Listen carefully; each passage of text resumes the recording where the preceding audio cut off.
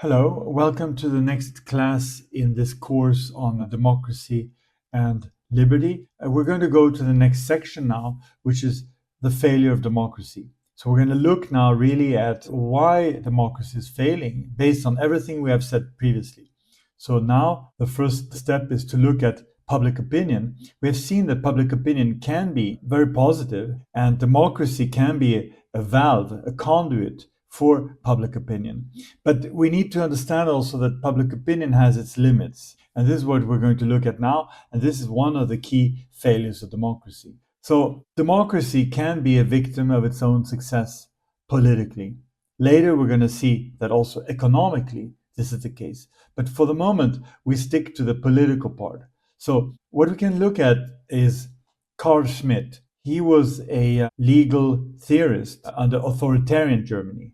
So basically Nazi Germany, but even before. And Carl Schmitt had some very interesting things to say about democracy. He noted very correctly that democracy requires, representative democracy requires a certain discussion in the public sphere, an openness, in order not to slide towards authoritarianism. And a successful democracy, we're talking here about a representative democracy, is therefore one that allows such conditions of transparency in society. This seems quite straightforward, right? We all want to see our own countries and the West and Europe to be successful democracies, and they are precisely the ones where you have transparency, you have freedom of speech, freedom of the press, and these are absolutely essential conditions for a successful democracy.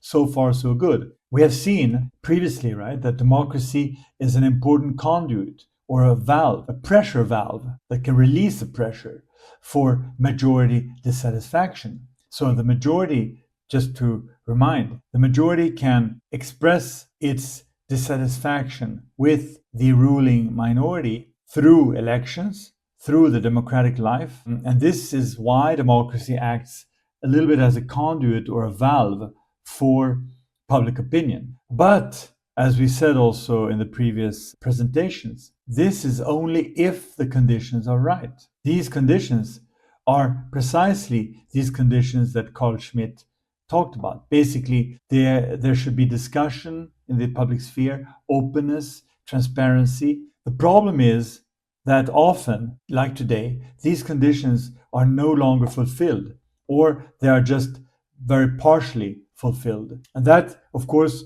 will reduce the possibility of democracy being used as a valve, right, as a pressure valve for majority dissatisfaction. So if there are no good social and political conditions fulfilled, then what happens? Then democracy starts being questioned and the political crisis ensues. So here we can see Plato's recurrence again, right?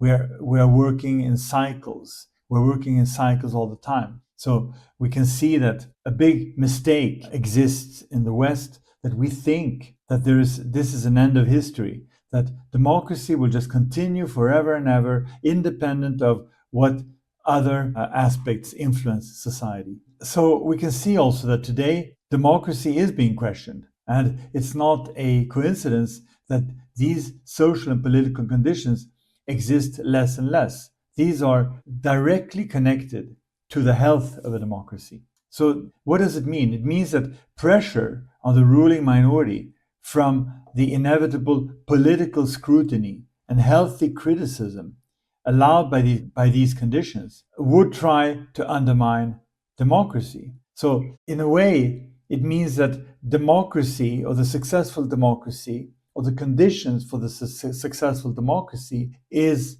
undermining democracy itself. This is the problem. Democracy, when it becomes too successful, it tends to undermine itself because of the inevitable political scrutiny and healthy criticism that is necessary for democracy. This will in itself undermine democracy. So this is actually a recipe for failure. There cannot be anything else than failure if you look at it from this point of view. And this trend can clearly be seen today with social media. Social media is allowing this political scrutiny for the first time. Social media is allowing a healthy criticism through TikTok, Facebook, to some extent, but especially Twitter or X. There's a huge debate and discussion which didn't exist before, a transparency, an openness, a discussion, precisely the conditions that democracy requires. But this is not something that the ruling minority wants. Because remember, the ruling minority must and wants to continue to rule. It must give the impression that there is a democracy. So this is why we can see very clearly that the ruling minority wants to stifle, wants to control, wants to throttle social media. We can see it very clearly today when TikTok has been taken over by Larry Ellison because TikTok was giving too much space to the pro-Palestinian opinion. And the same thing, it will probably happen to Twitter now that Musk is controlling Twitter. But previously, before Musk took control of Twitter and called it X, we can see very clearly with the Twitter files that there was a huge control by the United States Secret Service, the FBI, surrounding Twitter. And Mark Zuckerberg from Facebook has also testified that he was ordered to remove certain very politically sensitive posts, right? So this is not just theory. This is happening as we speak. So the next point I wanted to talk about was stability versus democracy. Now, political stability, we've talked about this in the previous classes. Political stability is something that is valued by everyone, regardless of political system. Why? Because stability means predictability.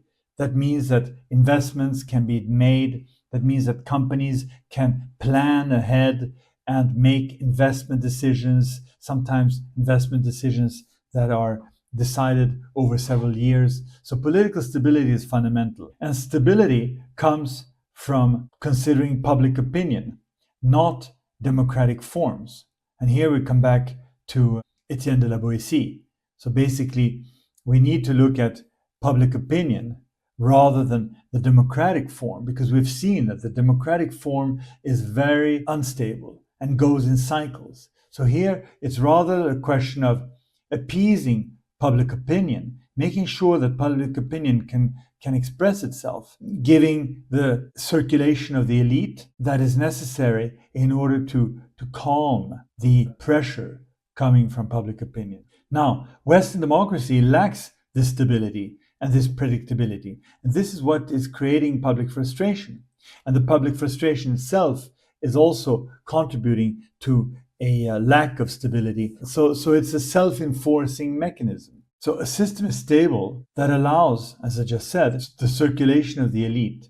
It allows public opinion to work as a conduit. And this is therefore the problem of modern democracy, because as we saw on the previous slide, democracy will eventually lead to a challenge to the ruling minority only when conditions are right. But the conditions are only right for a certain time, maybe for a couple of decades, maybe for a couple of years. So here we have a deep problem, fundamental problem of democracy, that sooner or later, democracy is going to lead to a lack of stability. So this lack of openness that eventually will happen in a democracy, the policies favor financial oligarchy over public will. So the financial oligarchy is basically this ruling minority. And we can see very clearly in Europe that the lack of openness that is being implemented now in the West is actually favoring the policies of the financial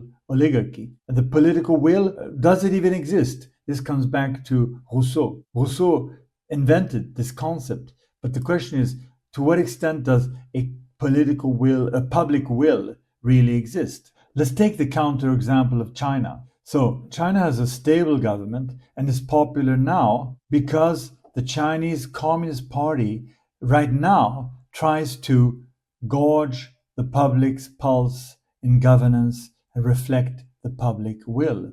This quote comes from a Chinese academic very closely associated with the Communist Party of China. So you can see very clearly that the reason the Chinese government is stable and popular, it is because it is taking into account the public's pulse and the public opinion, basically. It's exactly doing that which Etienne de la Boétie in the West recommended 500 years ago.